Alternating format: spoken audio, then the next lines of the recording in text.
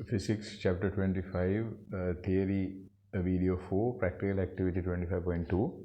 So here we have a deflection tube through which a beam of electrons is passing, and this beam of electrons is subjected to uh, a, a electric field as well as magnetic field. So because it is subjected to a magnetic electric field, there would be a change in the electron beam. The direction would change. Then because there is a magnetic field also, then there would be a force generated. As a result, there would be a change in the magnetic change in the field, change in the electron beam direction. So now what happens is, initially what you do is you allow the electron beam to pass through using the cathode and anode, and then if you switch on the electric field, then you would see that it would get bent towards the positive plate. However, if you so now there is a B of there is a magnetic field into the paper of into the paper in this particular area. So when that one also switched on, you can actually this electron beam can be sent in a horizontal pathway, because the effect of the electric field can be cancelled out using the magnetic field. So through that we can actually compare, and not only compare, if we know the values of one, we can figure out the values of the other as well. The strength of the magnetic field can be compared with the strength of the electric field. So that by using that mechanism, we can figure out anything that we do not know. If we do not know the strength of the electric field, we can find out. If we don't know the strength of the magnetic field, we can find out if the other is known. So basically that is the principle here. Write down a note.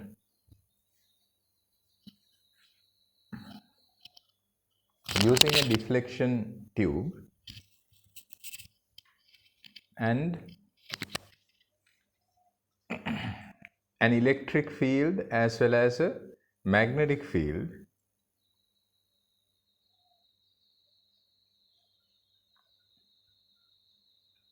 to have an effect on an electron beam, we can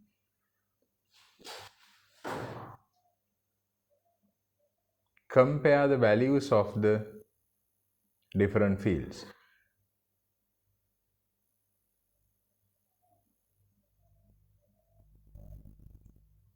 When the electron beam is straight, it shows that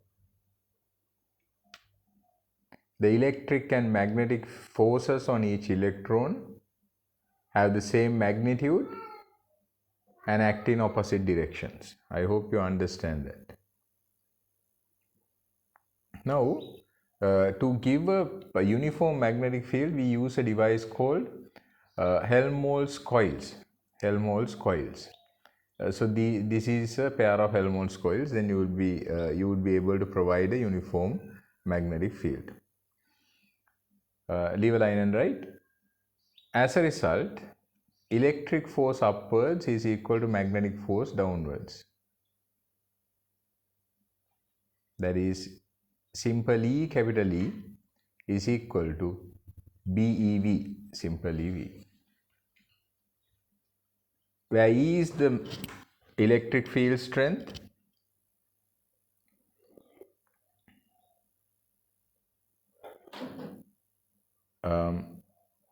between the parallel horizontal plates,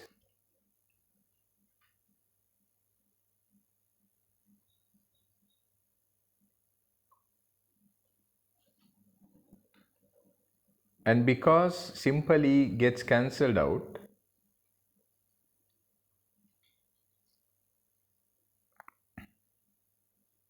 we obtain the equation V equals E upon B. So then electric field strength can be obtained by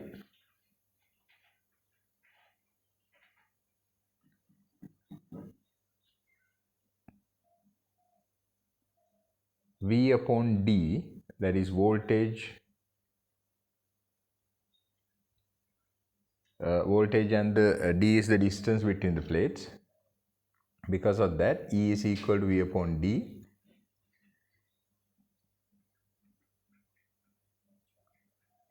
We can obtain the equation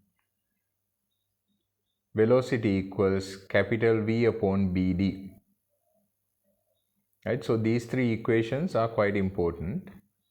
Now V equals E upon B, because E is equal to V upon D from earlier, V is equal to capital V upon BD.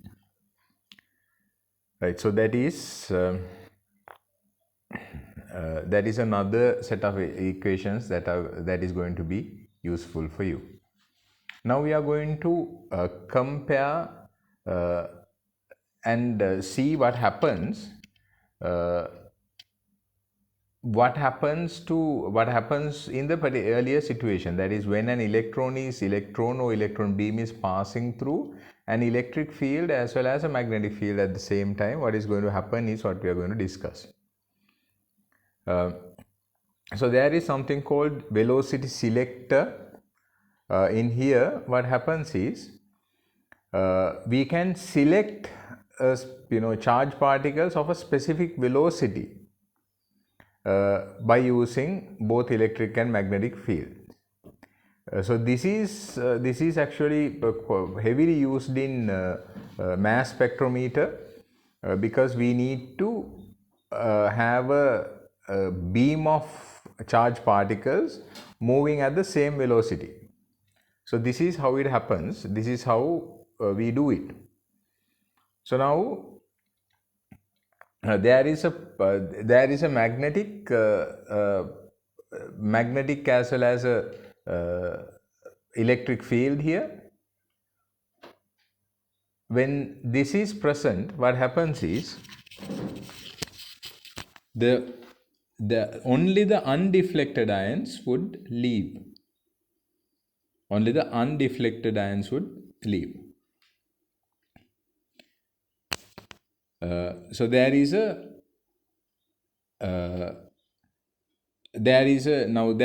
in this region you have as you can see, positive and a negative charged plates are there. So there is a uniform electric field. At the same time, it has a uniform magnetic field of flux density B that is at right angles to the electric field. So what happens is negatively charged particles, it could be either electrons or ions, they would enter from the left opening. Then because they have the same charge negative Q, we mistakenly assume that it has the same speed, but they have different speeds. So we have to choose what has the correct and what has the appropriate, or what is useful for us, the speed that is useful for us. Now the magnitude of the electric force is also the same on all particles, because it does not depend on the speed. But BQE, that is the magnitude of the magnetic force, is going to be higher for particles which are going to travel faster. Now the electric force is EQ, it does not depend on V, therefore it is the same for everything. But BQE is going to be be affected by velocity. So as a result, unless it is traveling at the desired speed, unless it is traveling at the desired speed, it won't have the same magnetic and electric field. So that means, let's say there is an electron traveling in this direction. Electric force and the upward electric force will be cancelled out by the downward magnetic force if it is traveling at the correct speed. If it is moving at a lower speed, then what happens is magnetic field is lesser, as a result it will get diverted upwards. If it has a higher speed, that means the magnetic field is higher, as a result it will get deflected towards this side. So only the ions and particles with the correct or the most appropriate speed would travel in the same direction, or the desired speed would go straight. So as a result, so the resultant force becomes zero, and the charged particles with the particular speed that we have chosen will emerge undeflected from the other end. So in this particular situation, we know that QE is equal to BQE.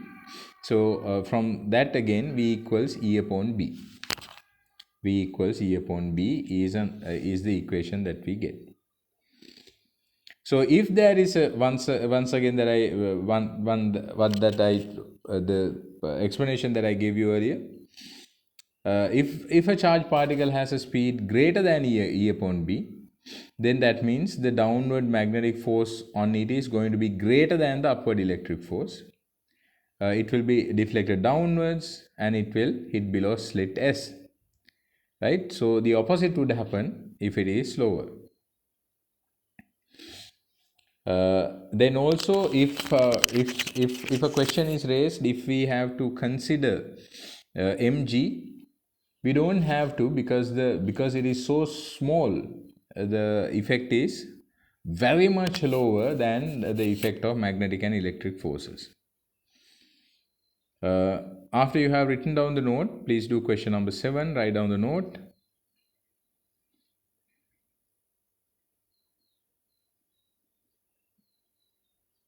Practical activity.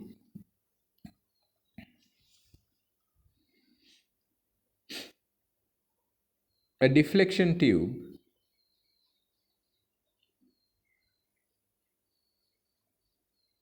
having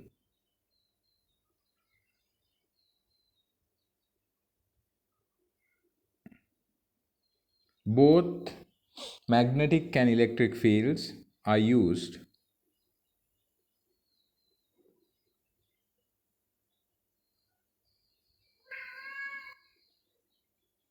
to prove the effects of electric and magnetic fields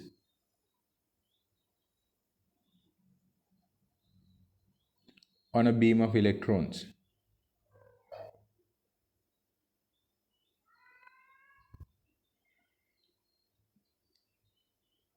The electron beam would remain straight when the upward force created by the electric field is cancelled out by the downward magnetic force. Then write down electric force upwards equals magnetic force downwards. E capital E equals BeV.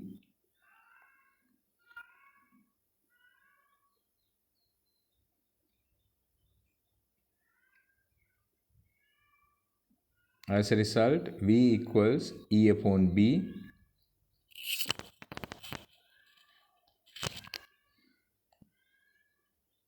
Then because E equals V upon D from earlier, E equals V upon D, we can obtain the equation V equals simple V, that is the velocity, equals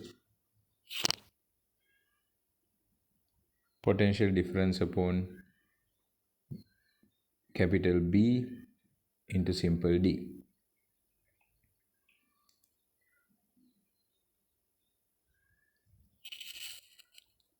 And write down velocity selection.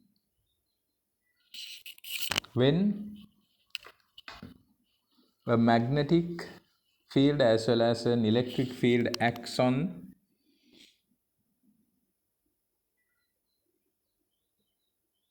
the charge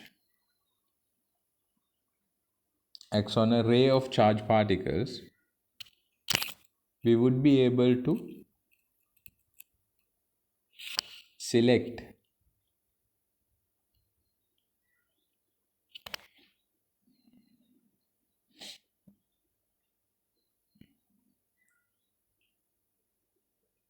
charged particles which would travel at the same velocity.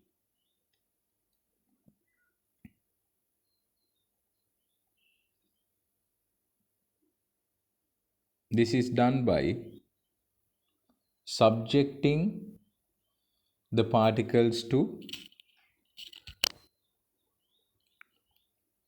a uniform magnetic field as well as a uniform electric field. Clear and right? Because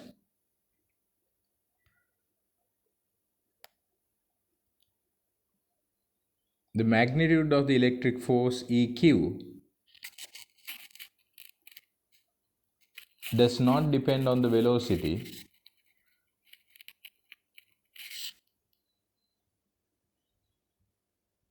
It will magnetic field strength would be the same for all particles. However,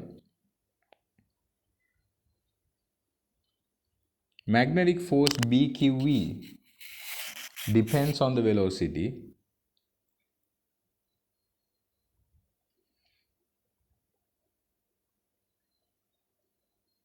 Therefore, the particles traveling at the desired speed would have both of these equal, both of these field forces equal.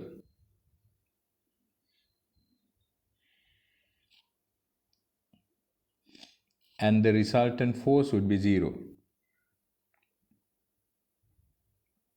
If it travels faster,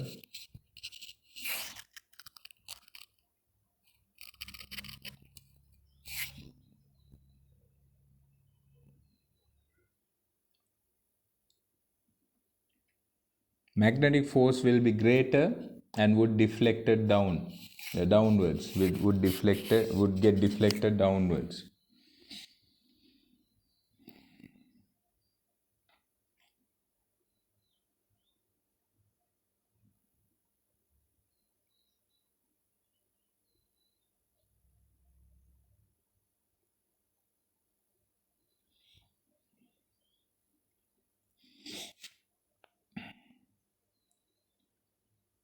But the particles having zero resultant force will escape through the slit S and would have the same velocity. Please do question number 7 if you understood. If you did not understand, please raise questions.